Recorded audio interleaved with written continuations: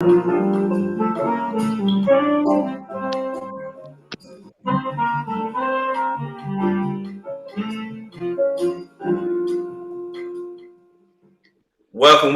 everyone. Welcome to another episode of the Raheen Ashimi Show. Welcome to another episode of the Raheen Ashimi Show. We got a great show lineup for you this evening. We got our heavy hitters. We had to go in and pull out the heavy hitters so we can talk about this topic we're going to talk about tonight. Before we get into this topic, we're going to be here hopefully about an hour, and we're going to talk about this thing. I'm going to go ahead and warn you, we may have to come back and revisit this conversation all over again because I know it's going to be hot and heavy. We're going to cover some things tonight that I know we probably got to come back and do it again. But in the meantime, I want to go around. I'm going to go in the order in which they are right now. At the top, Rico, tell everybody who you are and where you are hailing from, brother. My name is Rico Jackson. I am from the home of the Freedom Riders bus burning, Anniston, Alabama. Good deal. Captain Muhammad.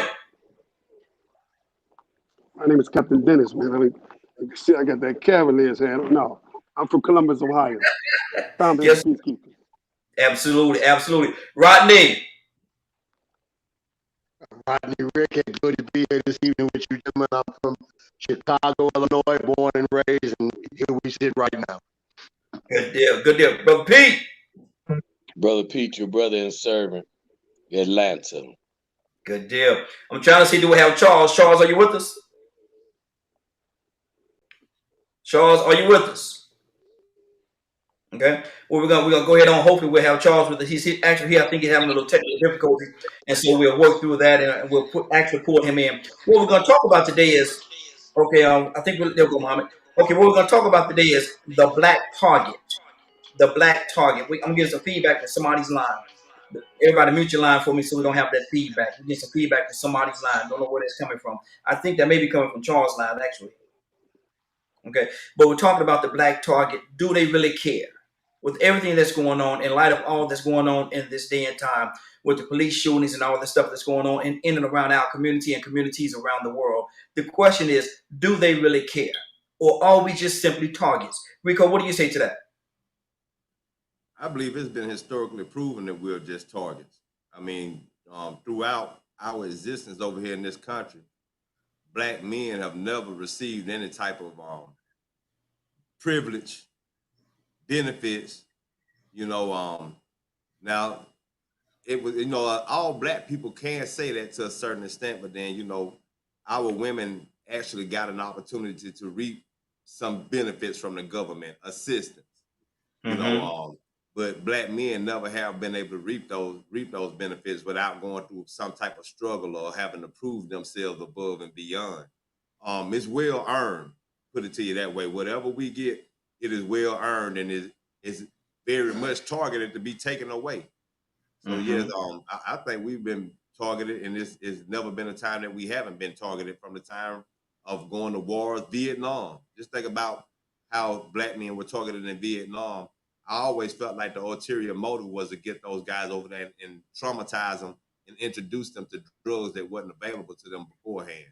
And you can also see the consequences once they got back, because they introduced to people back here to experiences that they had experienced.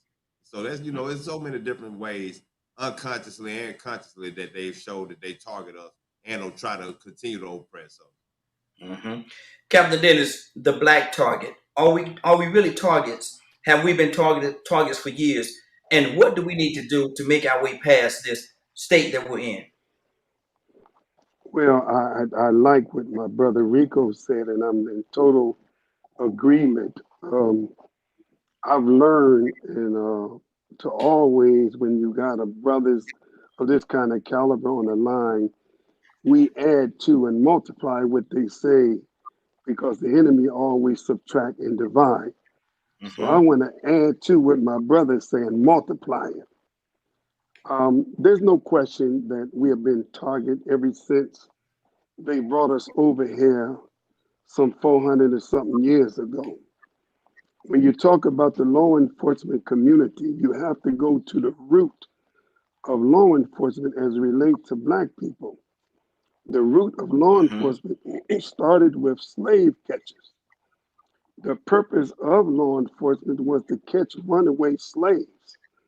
It was never designed to protect and serve, but it was always designed to contain and occupy. If you notice, dear brother, in law enforcement, when they shoot at the gun range, they shoot at a black target. It's always a black silhouette and a white Mm-hmm. background. So Yes. that's their target.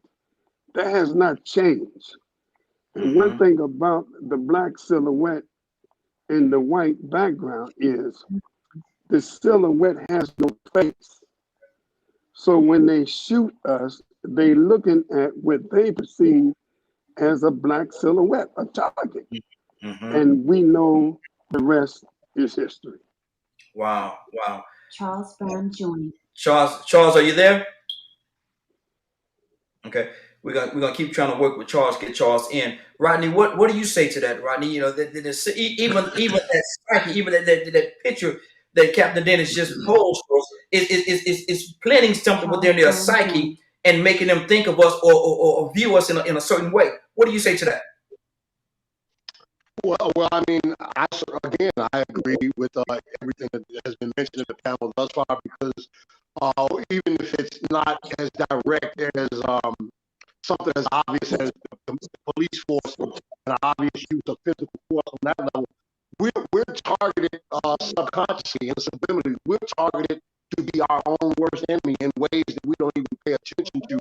Things like the way that they filter our music for our young people to listen to. A lot of that is programming, a lot of that violent content, a lot of that overtly sexual content.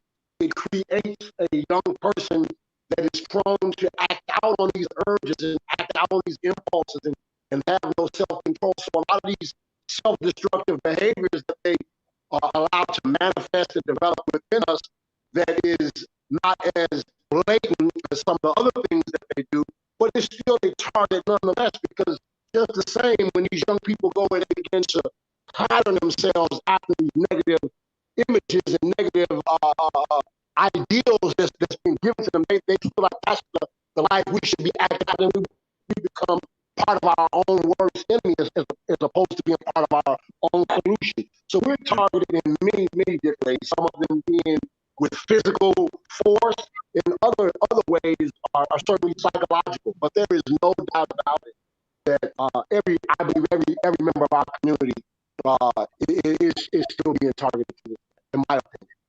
Absolutely. Now, Pete, we land a foundation here, and I love where this thing is going because we're speaking the truth.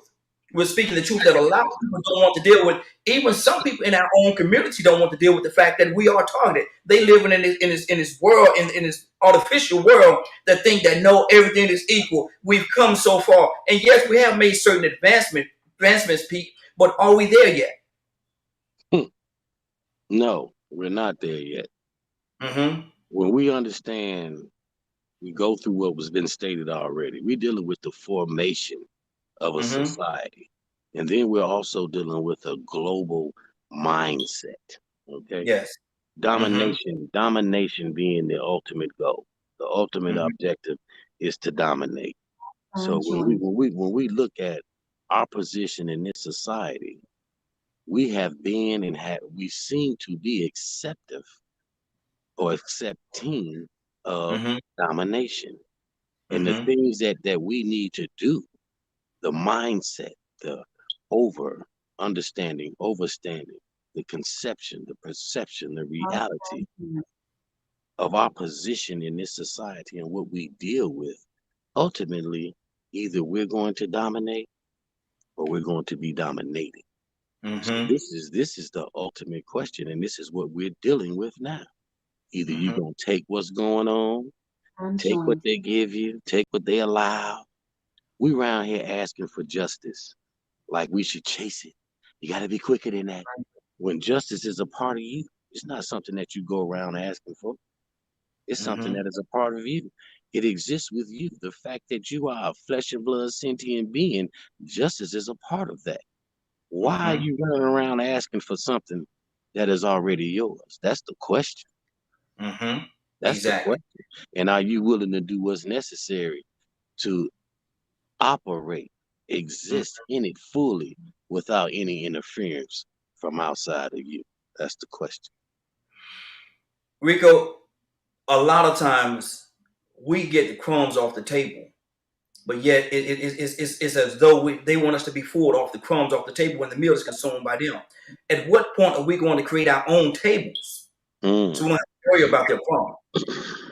When we start realizing that we're not less than them, but better than and more than them. You see what it is? What I realized over my existence and being observant is that somehow a lot of black men, and somebody got mad at me the other day when I said we, but a lot of black men do accept the fact that they are looked upon as less than a white man. So we ought to just be glad that we are what we are. And so that's the reason why we unconsciously see more aggression between two black men than you would between a black man and a white man. Just like that white man believes, okay, I could kill a black person and ain't nobody gonna do nothing about it. I could get away with killing a hen. A black man feels that way too. And then at the same time, a black man feels more disrespected if another black man has the audacity. And why should you feel like another black man shouldn't have the audacity to feel like he better than you? Because he just another nigga, just like the white man thought. So unconsciously, we have this idea in our mind. Some of us feel like we are kings and gods, but still on that job, you ain't gonna book.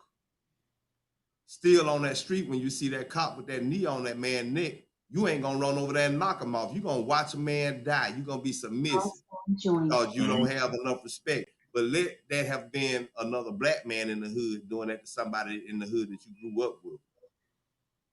It would have been a gunfight. It would have been a shootout. It didn't matter if cameras or surveillance was around or not. So we will begin to feed ourselves when we get more pride about ourselves. You know, I know and they said the pride is a sin. I still don't like that one right there, man. Because I got too much pride in myself to feel like that I'm less than another white man or feel like that I'll do another black man worse than a white man.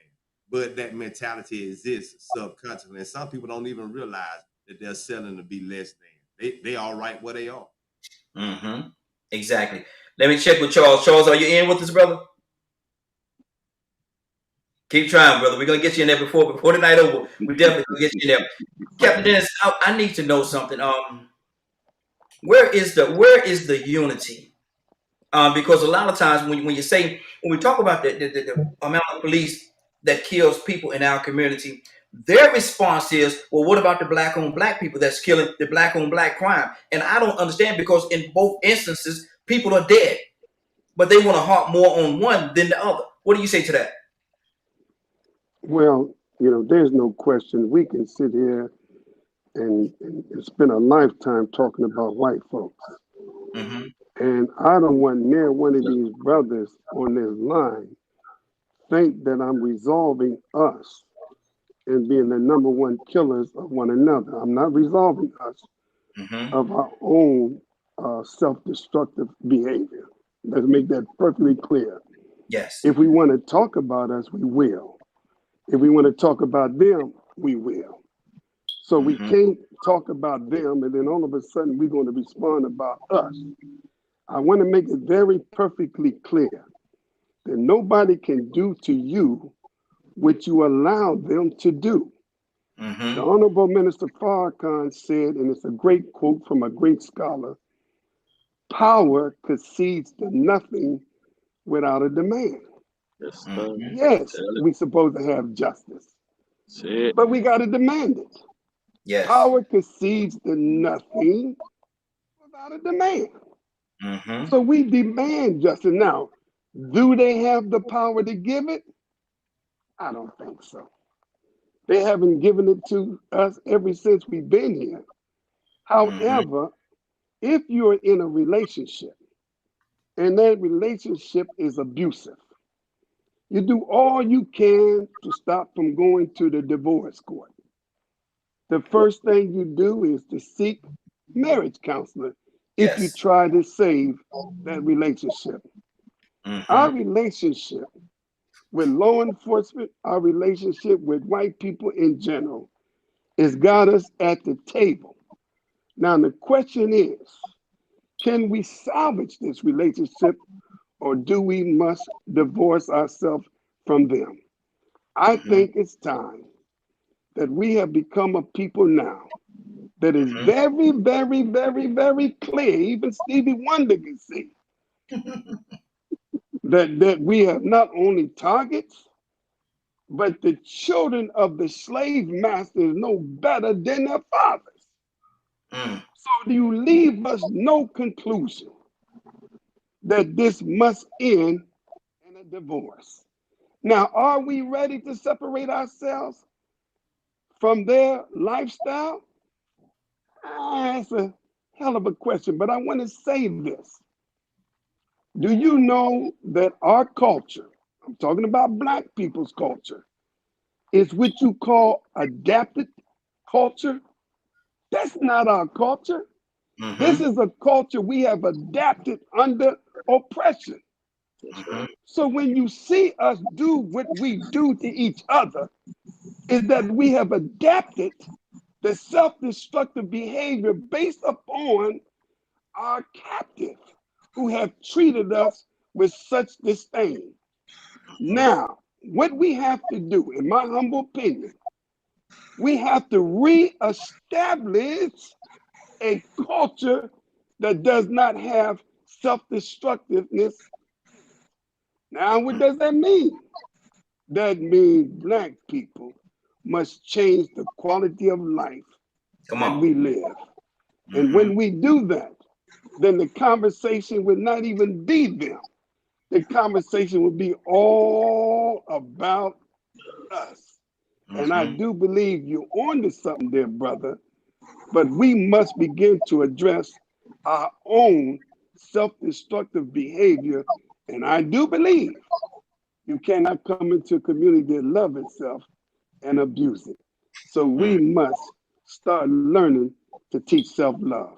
I'm sorry, I try to shorten it up, man, but No, no, you know, sir. you No. got me going down a path that I love to talk about. Forgive me, brothers, for taking up y'all Doing time. fine, brother. You're doing No, fine. no. We're here to tell the truth. That's what we're here for, to tell the truth. And like I say, sometime in order to wake them up, you got to shake them up. I heard a great man say that one time before. Sometime to wake them up, you definitely got to shake them up. Rodney, what do you say to that, brother? Sometime to wake them up, we got to shake them up. And this truth is absolutely necessary. Oh, well, it should, for certain it is, and I mean, I think right now one of the only ways to begin to do that is to realize that we have to galvanize some sort of an economic summit to begin to be pushing in one direction. We can attain some of the unity that we speak about. Because let's face it, we don't have a police force, we don't have an army, we don't have a navy, we don't have an air force, we don't have any of the things that the use of force that the people that the powers that be that lay down the laws in this country. And when I think about a lot of the things, I think about back to July the 4th, 1776, when they had Paul Revere riding and the British was coming and all that kind of thing. And I really think about the war machine that they built up in this great nation once we became independent. And it made me begin to wonder, were they really building all this military might for foreign powers overseas, or there's something that was developed to govern us, to turn the military power on people, to keep us in check so that we could not in turn rebel the same way they did against the British and begin to say, hey, we need our own land. We need to govern ourselves. We need to be our own administrators over our affairs. Well, the way things are set up right now, if that's what we went to do, we would have a pretty strong military force bearing down on us, saying you're not going to do those things. However, if we could come to an economic enlightenment where the things that we need to do are to change our community from a dollars and cents standpoint, we can begin making an effective change that doesn't have to challenge police forces and military forces. Well, those are fights that it's pretty impossible for us to go up against the military, the militia as it stands. But we can come together and organize Black Wall Street. We can come together and organize communities like Rosewood again. We can come together and build our economic power base. We are not powerless voices anymore. But until we begin to come together, even that is just a hope blowing in the wind. Exactly. We got a listener that has actually said something. I'm gonna read it, and then Brother Peter, I want you to respond to it. It says this: racist is a white trademark taught through generations. That's why most white young people think we're wrong, and they say we're. I don't know if they're saying that they're Caucasian or what, but because they are taught and raised that way. What do you say to that, Pete? Well, we know that racism as a whole is a learned, taught behavior. But at the same time, we have to understand that in this country, it was used to separate the common people, that the powerful and the privileged could maintain their power and privilege and increase it. Okay. But again, trying to figure out the whys of things that don't make sense are a waste of time.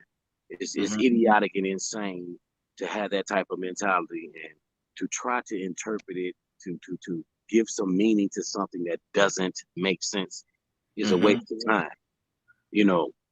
Oftentimes when the rubber meets the road, where we get down to where the rubber meets the road, we tend to talk a little soft, or, we tend to be a little careful. I like to just be bluntly honest. And the bottom line is, we as a people have been tolerating nonsense and foolishness, insolence for entirely too long.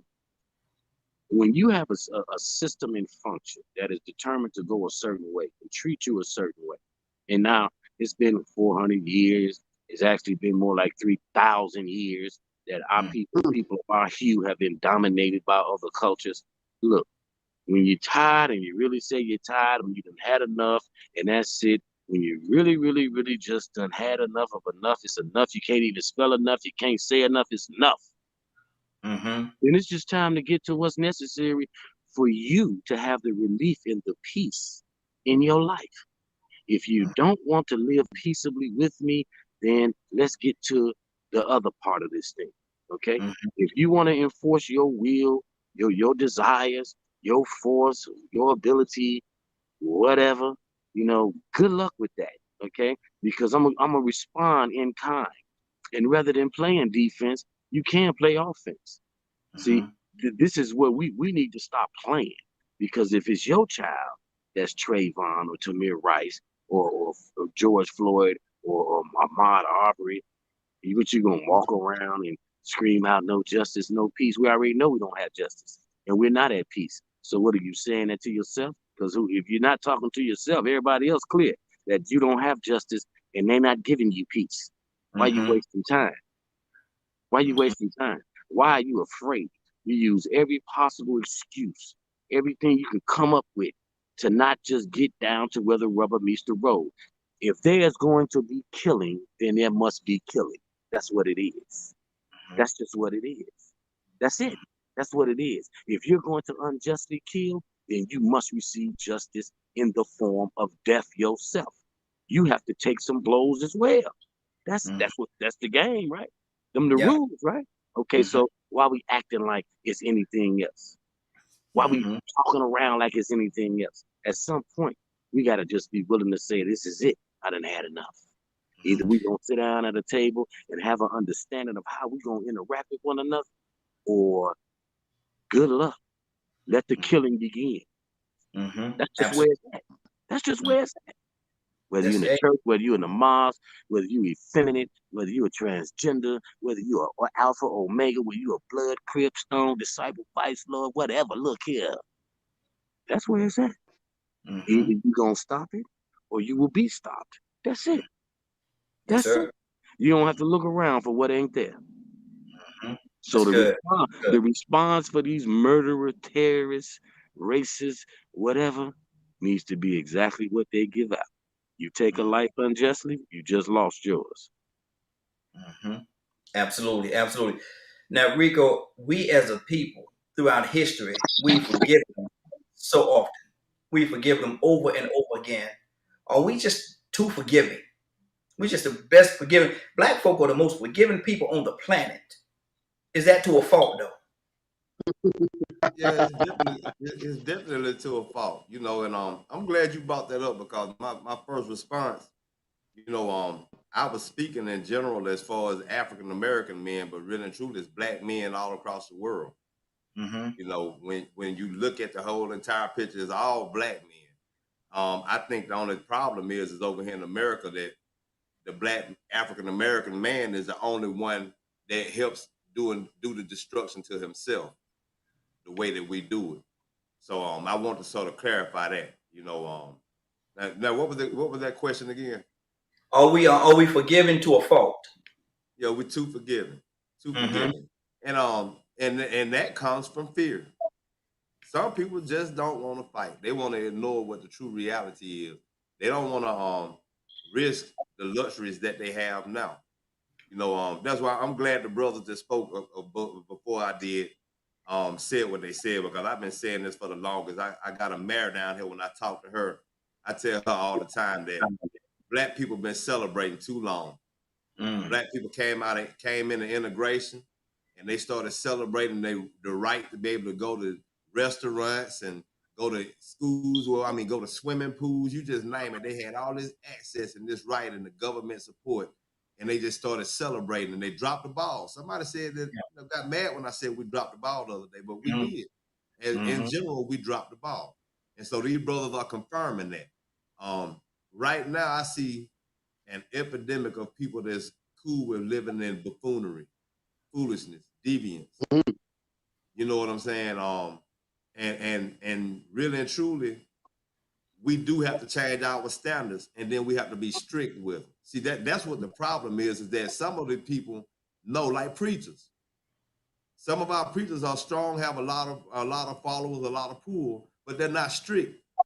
So they keep getting caught up. They keep getting caught up, and then they leave room for them to get knocked down off the pedestal. Some of them fall weak for money. Some of them fall weak just for the attention and the power that comes with from women giving them attention, or men, or just having power over people to have favor over them. They lose it, and so they're Mm-hmm. not strict to it because they're not sincere. So yeah, we need to change our standards. We need to get strict, and we need to stop being so forgiving and start being more courageous, start being Mm-hmm. more brave and calling it what it really is. The brother said it all plain and simple. I mean, either it's an eye for an eye. They have been showing us for years that it's an eye for an eye. When the judicial system didn't do what they wanted to do, they went and got lynch mobs and did their own justice. But Mm-hmm. look at us. Look at George Zimmerman. And Mm. he's living a good life. Look at all these cops that get off. Just living a good life. And then you see a whole bunch of people talking. Whole bunch of people talking. But we know the pattern. We know what the solution is. It's just a lot of people want to avoid it, you know. And to my people that feel like they may be too religious to want to go and do what they need to do. I might sound crazy, but I tell people all the time, God got killers. Mm. Captain Dennis, I have 4 grandkids, 2 boys and 2 girls. Should I be fearful? And our topic is the black target. Should I be fearful for my grandsons growing up in the society that we're living in today? Should I be more fearful for them? I know there's opportunity. There's a situation where my granddaughters could be assaulted as well. But should I be for my grandsons?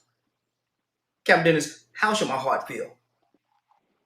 Well, let me say this. There's no way you can ask any one of us a question and we don't follow up with any one of the brothers said, or as I say, add to. I love what they say. Mm-hmm. You would think, matter of fact, I got to send these 2 brothers a bow tie.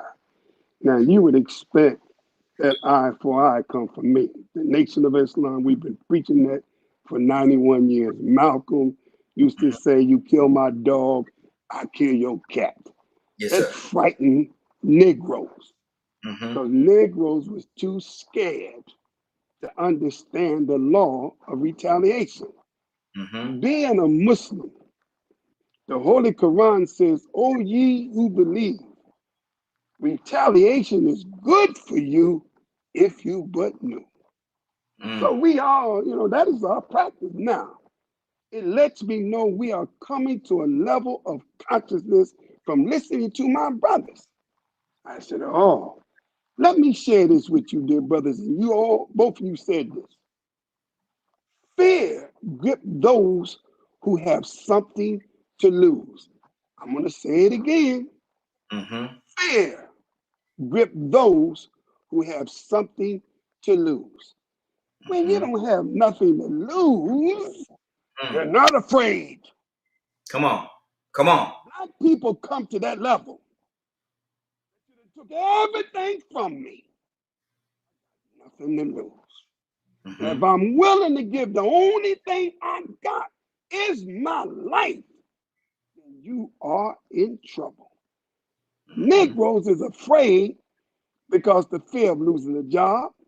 Negroes are afraid for the fear of losing their position. Negroes are afraid to lose their lives.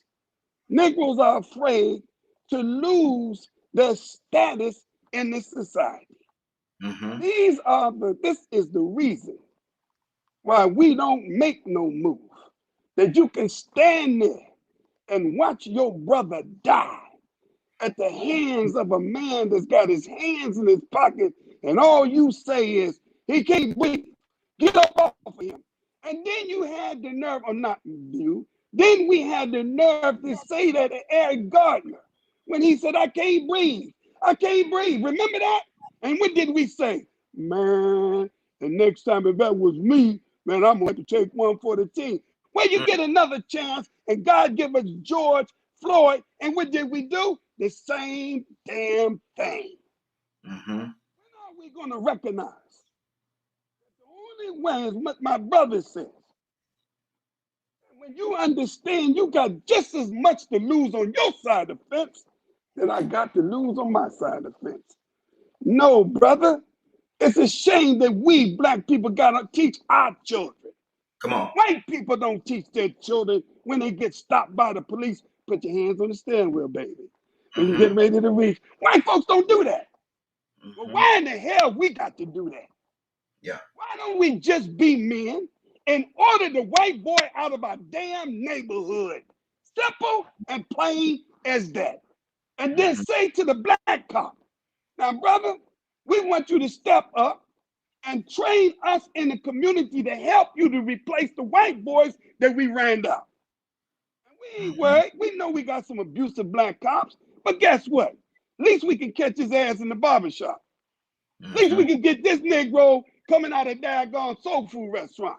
Yeah. But the point of the matter is, no, brother. It's a damn shame you got to teach your children. We got to teach our children that. White folks don't teach theirs. So instead of us keep teaching our children how they should respond when the white police pull them over, why don't we just do this? Hey, brother. All the white police officers out the community. Brother. Let's see what they say. Let's roll the dice. Well, there's not enough black police officers to replace them. Well, you got enough Negroes that you can train to replace them. Well, why not? We have the power to do that. We represent 13% of the population, but we packed 2 million men in Washington, D.C. not one time, not 2 times, not 3 times, but 4 times. And we didn't tear up the damn Capitol.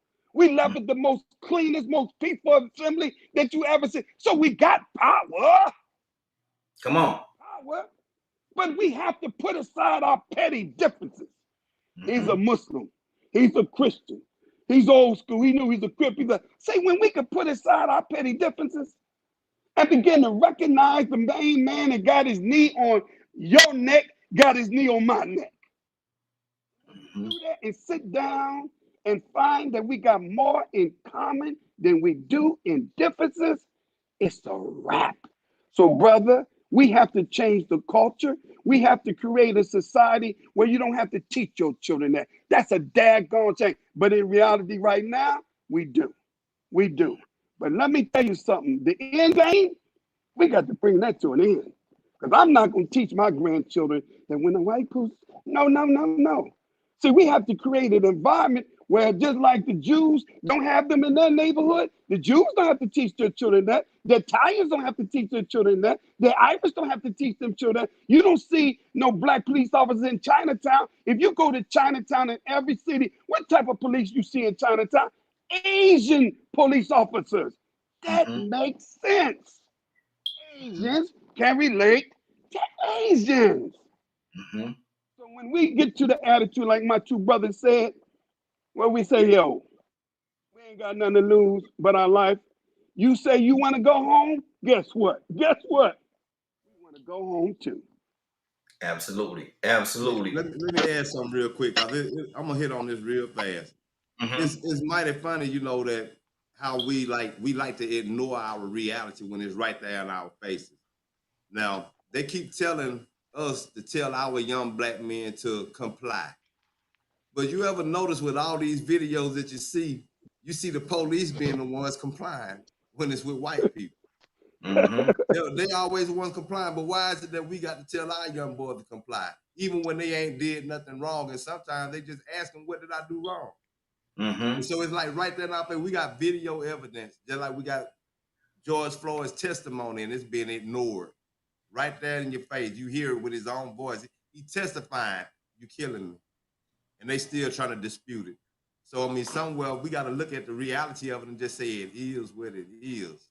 Yeah. Exactly. Rodney, talk to me, brother. It's a lot going on. We're covering a lot of bases. I told y'all, man, it's already on the backside of it right now. We're at 36, and so we're gonna go up for 1 hour. Then we're gonna cut it, and hopefully we'll be able to come back again and revisit this again because there's so many different layers. But Rodney, talk to me. Rodney, you there? Yep. Yes, sir. Well, I Mm-hmm. mean, I certainly feel like it is not something that only applies to us because what other community is dealing with this with their youth? I mean, whether it's the Asian community, the Caucasian community, the Hispanic community, no community has these issues with their young people in law enforcement the way we do. So there's certainly a disparity in the treatment towards black people, towards black youth.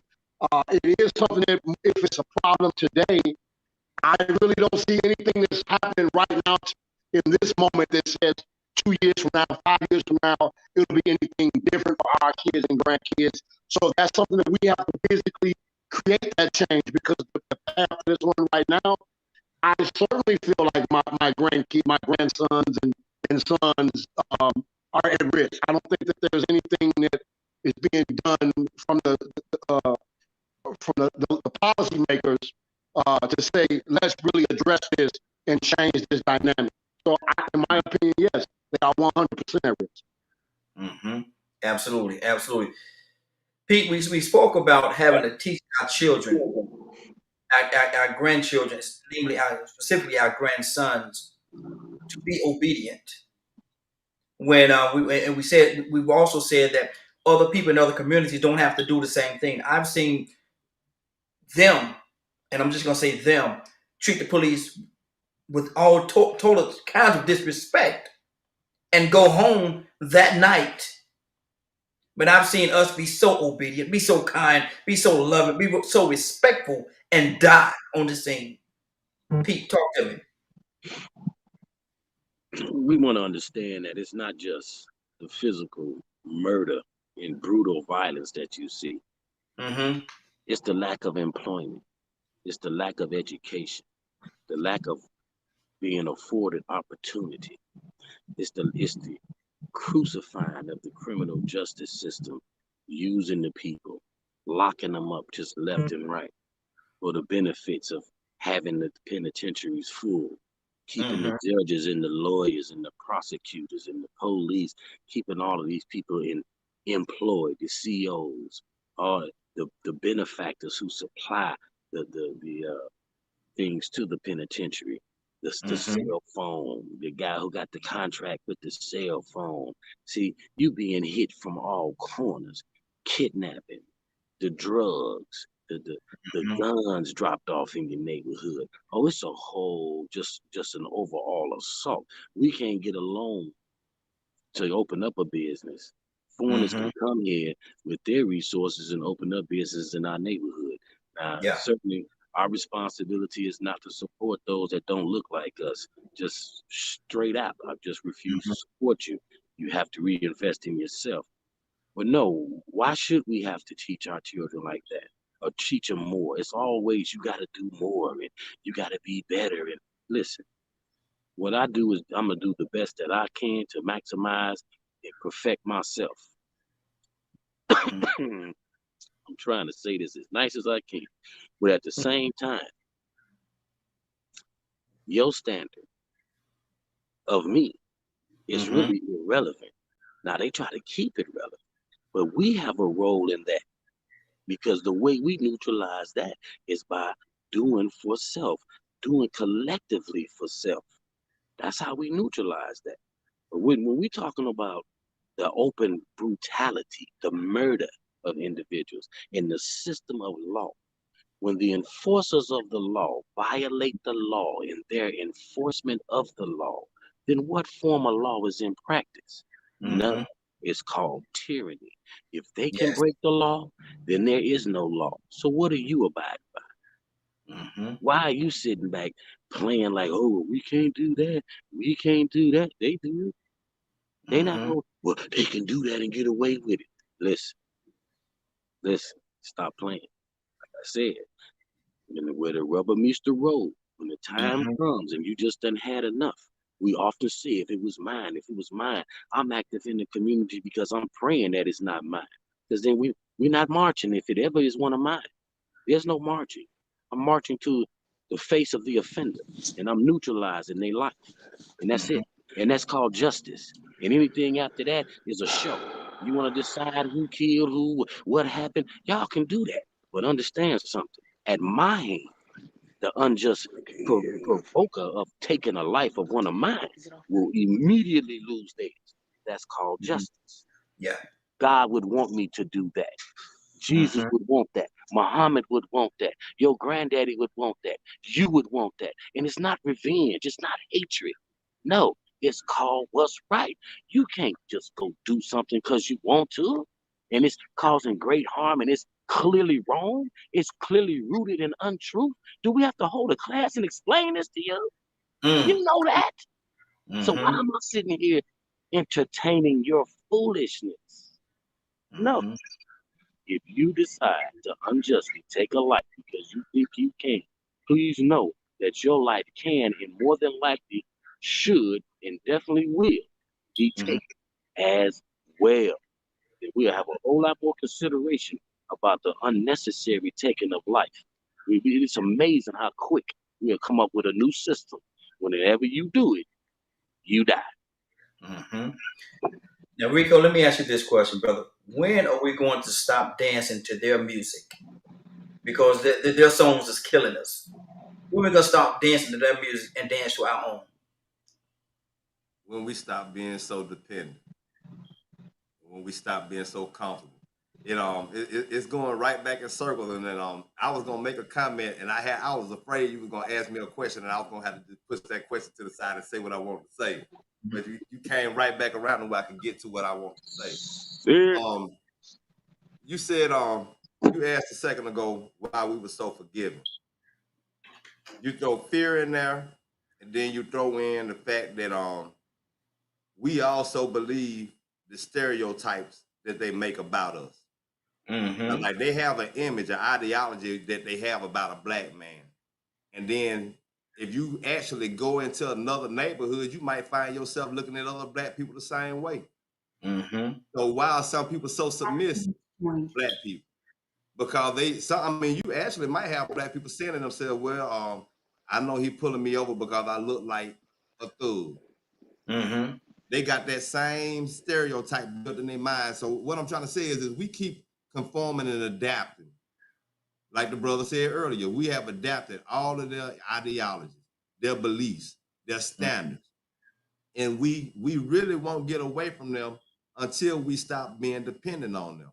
Mm-hmm. Now, don't get me wrong. Everybody knows for us to survive over in this country, we got to have some kind of economic standard. But we have to find a way to be as least dependent Yes. on the dollar as possible and only Mm-hmm. use it when necessary. if we could actually, I mean, I was telling my friend about this, and he tried to argue up and down the reason why we couldn't do it. And I'm like, man, you know what? You too lazy to dream. Bitcoin came out and did it and gave us the example. We can actually create a form of trade amongst our own within our own communities and save that green little valueless dollar that they have made us conform to, because that's what makes us so forgiving, is that we don't want to lose that dollar. We depend on them for our food, our air conditioning, our automobiles, our livelihood, period. And then even when you got that economic structure, you know what I'm saying, that ain't even enough to buy your life, buy your protection that you think you deserve. So that's why we're so forgiving, because it's like we're dependent on them. We're fearful that we of losing our lives, but we don't want we're so happy to have the access and the conveniences that they did have before we had access to them. We were so happy to get into the neighborhood with the swimming pool in the backyard. We so happy to get into that neighborhood with the 3-car garage or whatever. Are we the first black people to live in this neighborhood? I come from one of them families. That was one of the first black people in the neighborhood. You get what I'm saying? And we went through hell. But at the same time, it was sort of like a badge of honor, and other people looked up to it. And then after I started thinking about it, like, man, you know what? This ain't worth nothing, because on the outside looking in, it looked like Camelot. But from the inside, man, it was terrible. Not only from the outside, but just from the home front. But my mom didn't want to give up her livelihood of what the material things that she had access to. Us living in that neighborhood and people bragging about where we were living. So it's like, when we quit being so dependent on these material values, all the things that they value, that all of a sudden we feel like, well, if it's worth something to them, it's worth something else, like diamonds. Diamonds ain't worth nothing. They ain't worth nothing, but now everybody want them. I mean, I think now about how many people died over just a couple $1,000s. And I'm like, man, that was still paper. It's just paper that we use to trade. The value really ain't what you think it is. So we have to get away from that value system. Exactly. Captain Dennis, let me ask you this question. Is that an issue in our community? Whereas people get so caught up on the economics that they sell out, they're willing to sell out each other and sell out the more and all structure what we should be. Well, you know, dear brothers, I'm just excited. Man, I mean, I ain't had one of these conscious conversations in a while, but I love it. Everyone, if I was to say to every brother on this panel, what do you think is the number one problem? If we got many problems. But if you had to pick which one you see as the number one priority that we got to start on first, every brother would give us a different opinion. If you're an educator, you would say, brother, education, I believe, should be number one. If you're a business person, I think we need economic power, brother. We need to establish businesses, trade, and commerce. If you are a religious person, you would say they need God in their life, brother. God is number one. If you're homeless, you say we got to give people homes. And nobody's wrong. We would be here all day trying to figure which one we should go after first. So how do we come up with addressing a community that has what I call multiple injuries? Multiple injuries. And we could be here all day long talking about this, that, and the other, but let's put it in the category that this is like a person, we like a community that was in a very serious car accident. And when the EMS, the paramedics show up, they see this victim have multiple injuries. Mm-hmm. He's got a broken leg, his pelvis is crushed, this, that, this, and other, multiple injuries. Mm-hmm. Paramedic is trained, look at here now, to deal with the life-threatening injury first. Mm-hmm. Fix your leg. I know it's turned the other way, but that ain't gonna kill you. I see you got a broken pelvis, your leg up. That ain't gonna kill you. Oh, you got a lot of scrapes and a lot of open wounds, but that ain't gonna kill you. If I can't stop this bleeding, Mm. the swelling of the brain and the bleeding, if I can't stop this bleeding, then I'll never be able to get you to OR and let the orthopedics work on your leg. Mm-hmm. See, it's the same philosophy, dear brothers. If Mm-hmm. we don't stop us from killing each other and stop the bleeding, then it ain't. Mm-hmm. How do we stop? First and foremost, this senseless gun violence that is taking the lives of our youth. I Mm-hmm. think we have to stop the bleeding first. And to add to what you just asked me, dear brother, we're not going to be able to save everybody. Whether read the Quran or whether you read the Bible, God himself never saved everybody.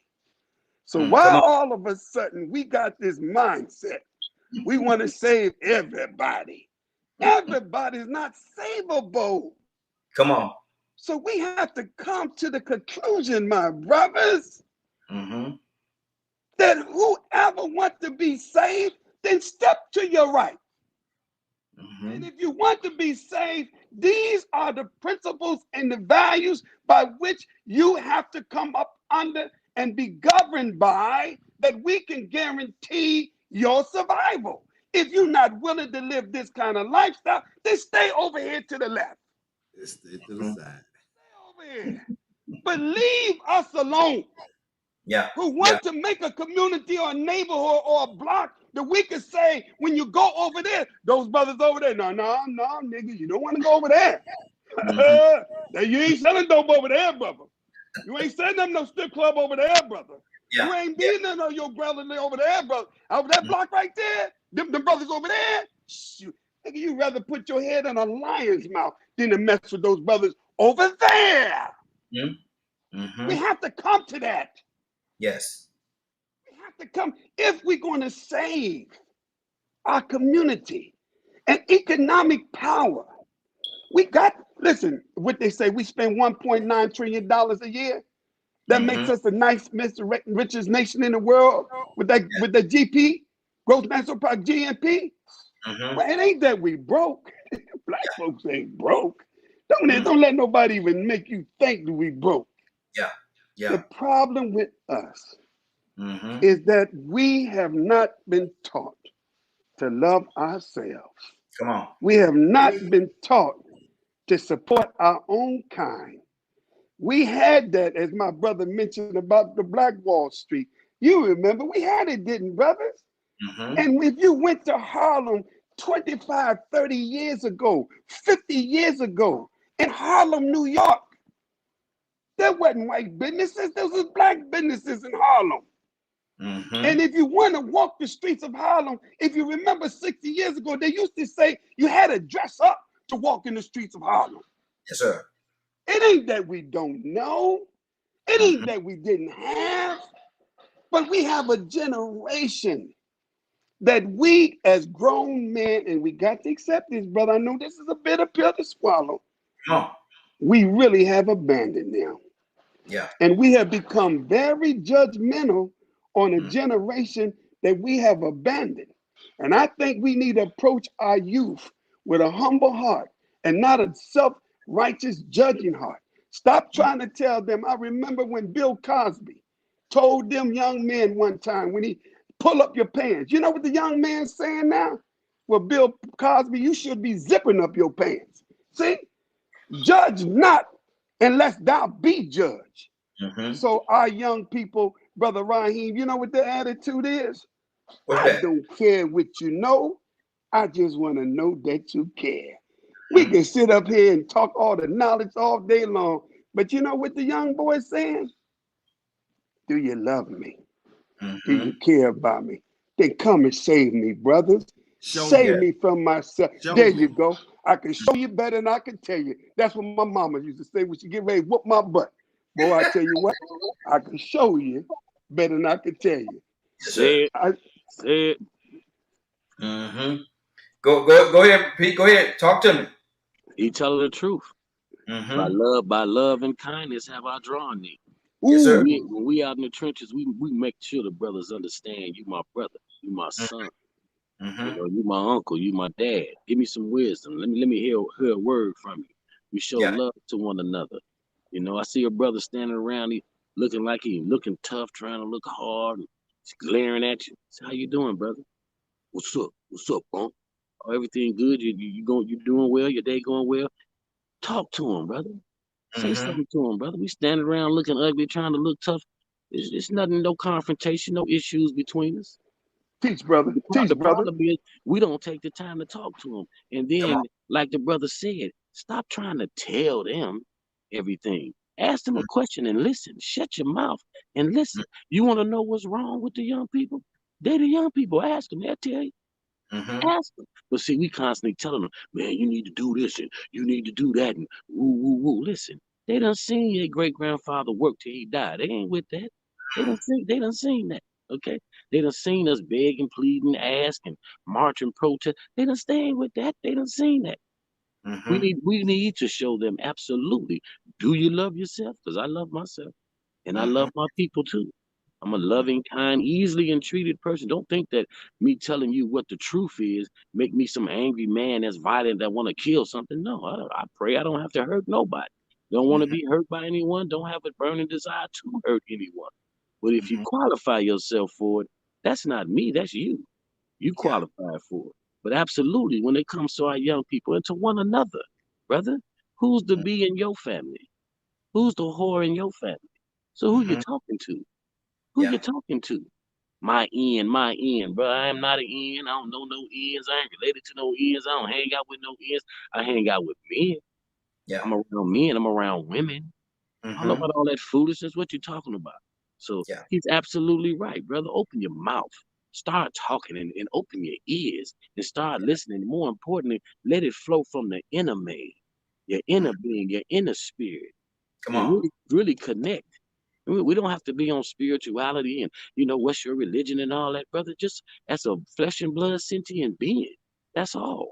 And that's the problem. We don't engage one another. We stand around. We often hear in circles we talk about what's wrong, but how often do we talk to one another about what's wrong? Come on. How often Yes, do sir. we listen to one another, engage one another, and show love to one another? Back in Mm-hmm. Chi-Town, the street tribes used to rock it, but it's a thing in Chicago. We say peace and love, brother. You know, Mm. and then we just wishing you peace, my brother. Assalamu alaikum. We wishing you peace, Yeah. brother. You know what Yes, I'm sir. saying? Peace and love. I love you, brother. They respond Namaste. with Namaste. yes, sir. That's absolutely that's another big part of the problem. And my Yeah. one thing would be, brother, if we were to get down to what it is, I would say wisdom, knowledge. Because if we don't know we have a problem, then we just going along. So first of all, we need to know. There's some Yes, sir. things wrong around here. Mm-hmm. Good deal. Good deal. Let me go to Rodney. Rodney, come on, brother. We got a few more minutes before we get out of here. Talk to me. Yeah, well, certainly, like the gentleman was saying that, one of the major issues is that it's such a disconnect from the older men to the younger people right now, where it used to be a situation where, years gone by, where they look to the men for guidance. And I remember people, me and Peter go back a long, long time, and we would always talk about this, and people would always talk about how back over in Africa, the men would come and get the boys and sit them down under the stars at night and give them the rites of passage and teach them what it is to be a man and to bond with the young people in the community, just all the males. Well, it's important that we still take that same attitude and feel like it's our responsibility to give the rites of passage to these young people, because if we don't, they just don't have the ability to get it from anywhere else if we're not taking that responsibility on. So, trying to say, what can we do? You're right. We need to reconnect that bridge where we have their ear.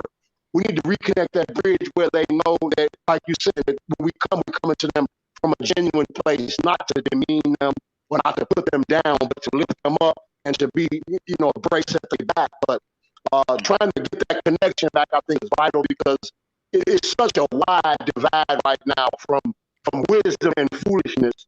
And it seems like that the foolishness is just abundant everywhere across the board.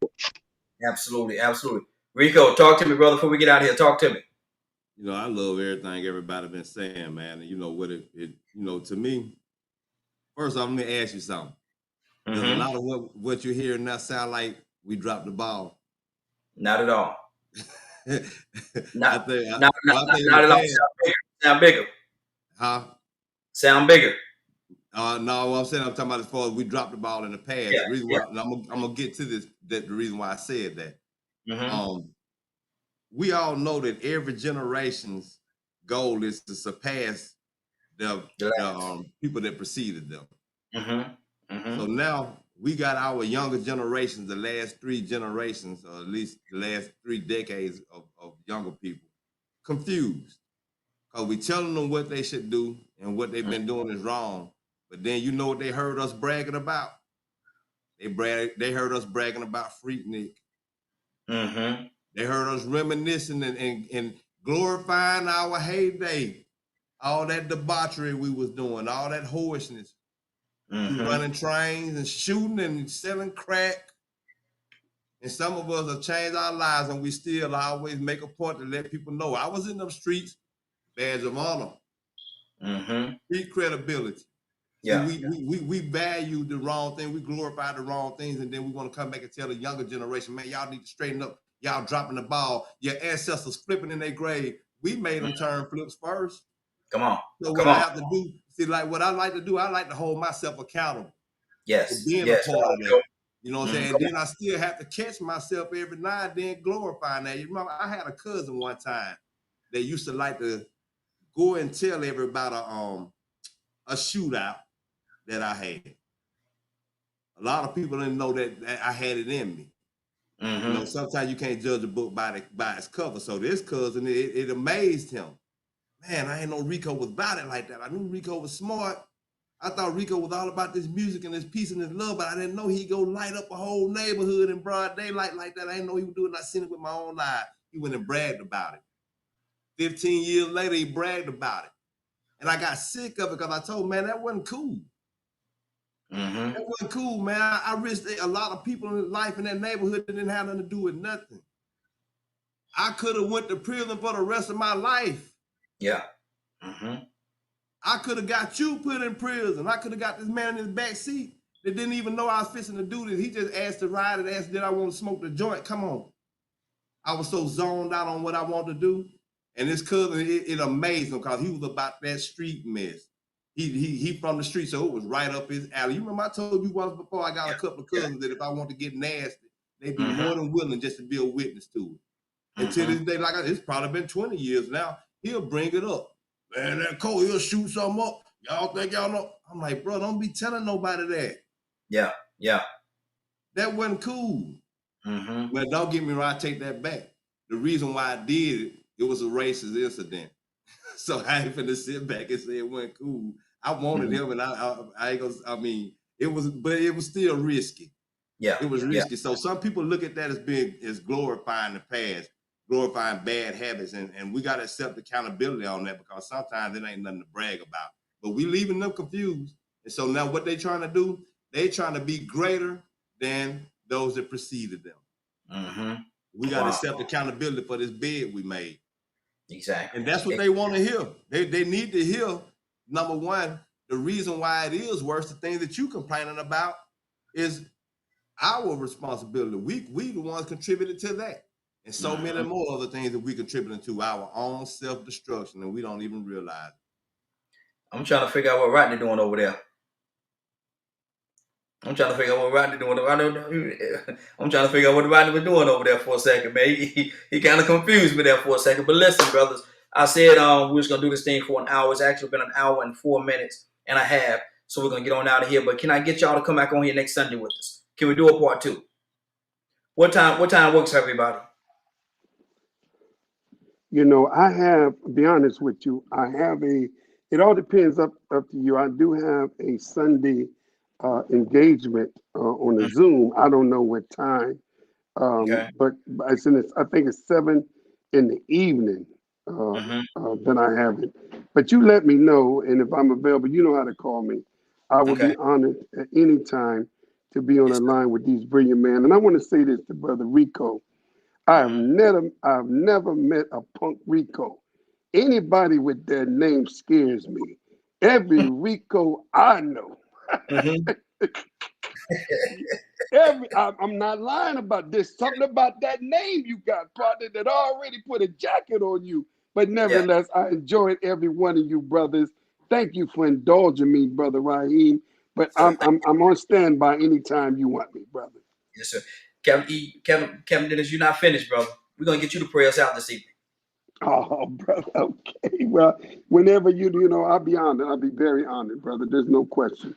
You Okay. know. So if you brother just bow your heads, Heavenly Father, we thank you so much for allowing us to be wise enough and humble enough that we see you in every one of us. You say, Heavenly Father, where one or two gathered, there you also gathered in our midst. If there be two, you the third. We know you was present. I felt your presence in the words and the spirit of these men. Forgive us, Father.